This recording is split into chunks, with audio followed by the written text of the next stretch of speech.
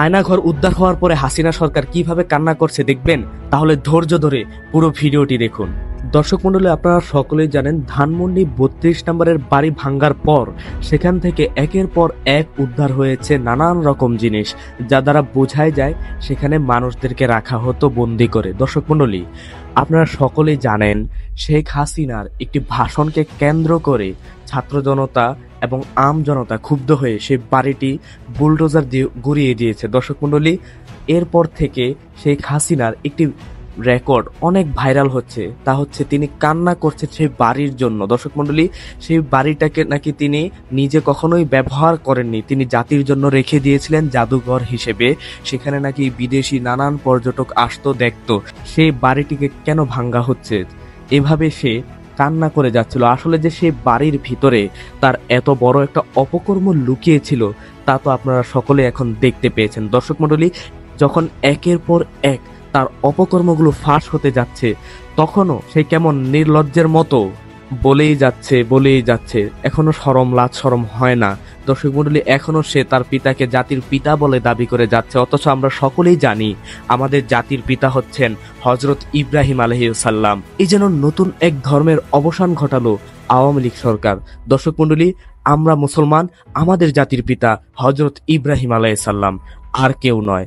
দর্শক মণ্ডলী, শুধু এটুকুই নয়, হাসিনার মধ্যেই যে শুধু কষ্টটা বিদ্যমান তা কিন্তু নয়, সমান কষ্ট পাচ্ছে ভারতও। দর্শক মণ্ডলী, বাংলাদেশ আর ভারতের মধ্যে যে সম্পর্কটা ছিল সবই কিন্তু একদম ধুলোয় মিশিয়ে দিয়েছে ছাত্র জনতা। কারণ আপনারা সকলেই দেখেছেন ভারত কিভাবে বাংলাদেশের মাঝখান দিয়ে তাদের সুবিধার জন্য রেল লাইন নির্মাণ করতে চাচ্ছিল। দর্শক মণ্ডলী, তা নিয়ে কিন্তু আপনারা সকলে অনেক প্রতিবাদ করেছিলেন, রেল লাইনটা কিন্তু করতে দেননি। তারপরও রয়েছে আরো অনেক কিছু, যেমন বাংলাদেশের মানুষ ভারতে চিকিৎসা নিতে যেত, সেখানে ঘুরতে যেত, সেখান থেকে রপ্তানি আমদানি সবকিছুই করা হতো, সবকিছুই কিন্তু এখন বন্ধ আছে। তার কারণে বাংলাদেশ ও ভারতের মাঝখানে যেই বন্ধুত্ব সেটার কিন্তু ফাটল ধরে গিয়েছে। দর্শক মণ্ডলী, তার জন্য এখন কিন্তু হাসিনা ভারত সরকারের বোঝা হয়ে যাচ্ছে। দর্শক মণ্ডলী, এইগুলো কিন্তু আমার কথা নয়, ভারতের কিছু গবেষকের কথা। তাই আপনাদেরকে দেখাবো আজকে আয়নাঘর থেকে এগুলো উদ্ধার হওয়ার পর হাসিনা সরকার কিভাবে কান্নাকাটি করছে, এবং দেখাবো ভারতের কিছু গবেষক তাকে নিয়ে কি গবেষণা করছে এবং তারা কি বলছে। আসুন দেখে আসি। AHPTV, surviving in the way of Allah. আমার কষ্ট হচ্ছে, আমি আমার দেশ ছাড়া, ঘর ছাড়া, সবকিছু জ্বালিয়ে পড়ে দিয়েছে। 32 নম্বর বাড়িটা পর্যন্ত জ্বালিয়ে দিল। আমরা দুই বন্ধুটা ব্যবহার করি নাই, আমরা তো এই সম্পত্তি আমাদের নিজেদের জন্য ব্যবহার করিনি। ওই বাড়ি থেকে 6 দফা আন্দোলন, ওই বাড়ি থেকে স্বাধীনতার ঘোষণা দিয়েছেন জাতিপিতা, আর ওই বাড়িতেই তো আমার বাবা মা সব জীবন দিয়েছেন, তাদের রক্তের দাগ। আমরা বঙ্গবন্ধু স্মৃতি জাদুঘর করে দিয়েছি। কত দেশি বিদেশি নেতারা ওই ভাষায় ওই ভবনটা তারা ভিজিট করেছেন। গত কয়েকদিন ধরে ভারতের বিভিন্ন সংবাদ মাধ্যমে যেসব লেখা প্রকাশিত হচ্ছে তাতে তার অস্বস্তি বাড়ছে। The Print, Hindustan Times, India Today, একসময়কার নির্ভরযোগ্য সমর্থকরা এখন একের পর এক প্রশ্ন তুলছে। কেউ সরাসরি বলছে বাংলাদেশের জনগণের কাছে হাসিনার গ্রহণযোগ্যতা নেই, আবার কেউ পরোক্ষভাবে ইঙ্গিত দিচ্ছে যে ভারতকে নতুন কৌশল নিতে হবে। একটা সময় ছিল যখন দিল্লি থেকে প্রকাশিত প্রতিটি সংবাদ হাসিনার পক্ষে যেত। বিরোধীদের দমননীতি, একদলীয় শাসন, গণতন্ত্রহীনতা এসব নিয়ে কেউ প্রশ্ন তুলত না, বরং বলা হতো শেখ হাসিনাই ভারতের একমাত্র নির্ভরযোগ্য মিত্র। কিন্তু এখন হাসিনার কপালে গভীর চিন্তার ভাঁজ পড়ছে। দ্য প্রিন্টের বিশ্লেষণে বলা হয়েছে শেখ হাসিনাকে সমর্থন করে ভারত নিজেদের বিপদ ডেকে আনছে। বাংলাদেশে তার জনপ্রিয়তার তলানিতে জনগণ ক্ষুব্ধ, ভারতের স্বার্থ এখন হুমকির মুখে। একই সুরে কথা বলছে অন্যান্য ভারতীয় বিশ্লেষকরাও। পশ্চিমবঙ্গে রাজনৈতিক ফায়দা লুটতে বিজেপি বাংলাদেশিদের পাকিস্তানের সমর্থক হিসেবে চিত্রিত করলেও দীর্ঘমেয়াদে বাংলাদেশকে হারানো ভারতের জন্য কৌশলগত আত্মঘাতী সিদ্ধান্ত হতে পারে বলে সতর্ক করেছেন অনেকেই। বাংলাদেশের সাধারণ জনগণের ক্ষোভ শুধু শেখ হাসিনার বিরুদ্ধে নয়, ভারতীয় নীতির বিরুদ্ধেও ছড়িয়ে পড়েছে। সোশ্যাল মিডিয়ায় ভারত বিরোধী মন্তব্যের সুনামি। এমনকি রাজনৈতিক বিশ্লেষকদের অনেকে বলছেন ভারত তাদের সবচেয়ে ঘনিষ্ঠ মিত্রকে বাঁচাতে গিয়ে পুরো বাংলাদেশকেই হারাতে বসেছে। নয়াদিল্লির কূটনৈতিক মহলে শেখ হাসিনাকে নিয়ে নানান চিন্তার কথা শোনা যাচ্ছে। ভারতের নীতি নির্ধারক মহলে বিভক্তি সৃষ্টি হয়েছে।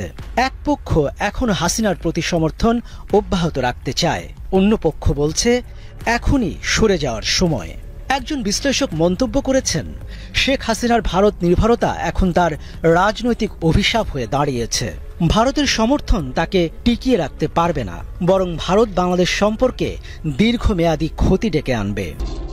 নরেন্দ্র মোদী সরকার কি শেষ পর্যন্ত শেখ হাসিনাকে ছেড়ে দেবে, নাকি তাকে টিকিয়ে রাখার জন্য নতুন কোনো কৌশল হাতে নেবে? ভারতের সামনে এখন দুইটি পথ। এক, শেখ হাসিনাকে ছাড়ার সিদ্ধান্ত নিয়ে বাংলাদেশের জনগণের সাথে সম্পর্ক পুনরুদ্ধারের চেষ্টা করা। দুই, হাসিনাকে বাঁচাতে আরো গভীরভাবে জড়িয়ে পড়া, যা দীর্ঘমেয়াদে ভারতের জন্য বড় ঝুঁকি হয়ে উঠতে পারে।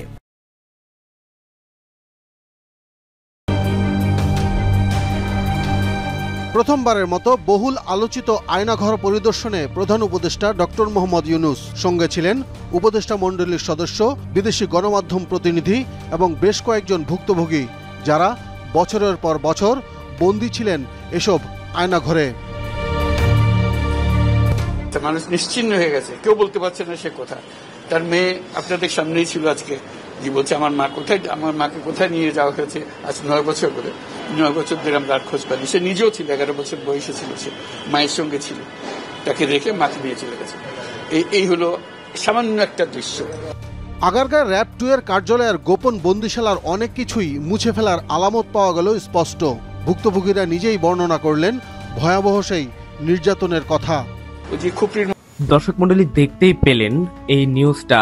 আপনারা অবশ্যই বুঝতেই পারছেন হাসিনা কেন প্রথমে এত কান্নাকাটি করলো। সেখানে যে তার এত বড় একটা অপকর্ম ফাঁস হয়ে যাবে সেটা তো সে আগে থেকেই জানতো, যার কারণে নানান অজুহাতে সে এটাকে জাদুঘর বানিয়ে আরো কত কিছু বানিয়ে না ভাঙ্গার জন্য অনুরোধ করেছিল। দর্শক মণ্ডলী, সেখানে যে আয়না ঘর নামক এত বড় একটা অপকর্ম সে চালিয়ে গিয়েছে সেটা কিন্তু এখন জাতির সামনে প্রকাশ হয়ে গিয়েছে। এবং স্বয়ং প্রফেসর ডাক্তার ইউনূস সাহেব তিনিও কিন্তু নিজে আয়নাঘর গিয়ে পরিদর্শন করে এসেছেন। দর্শক মণ্ডলী, তারপরে আপনারা দেখতেই পেলেন হাসিনা কিন্তু এখন ভারতের বোঝা হয়ে যাচ্ছে। দর্শক মণ্ডলী, প্রতিবেশী দেশ একজন খুনিকে এভাবে নিরাপত্তা দিয়ে রেখেছে। আপনারা কারা কারা চান এটার জবাব ভারত দিতে হবে অবশ্যই কমেন্টে বলে যাবেন। দর্শক মণ্ডলী, আপনারা যারা যারা ডাক্তার ইউনূস সাহেবকে ভালোবাসেন, ভিডিওটি শেয়ার করে চ্যানেলটি সাবস্ক্রাইব করে পাশে থাকবেন। আজকের ভিডিওটি এই পর্যন্ত। তবে এরকম আরো রহস্যময় নিত্য নতুন সংবাদ পেতে চ্যানেলটি সাবস্ক্রাইব করে পেজটি ফলো দিয়ে পাশে থাকবেন। আমি Mainuddin Niloy, AHP TV, Dhaka, Bangladesh. Subscribe করুন AHP টিভিতে। AHP TV, surviving in the way of Allah.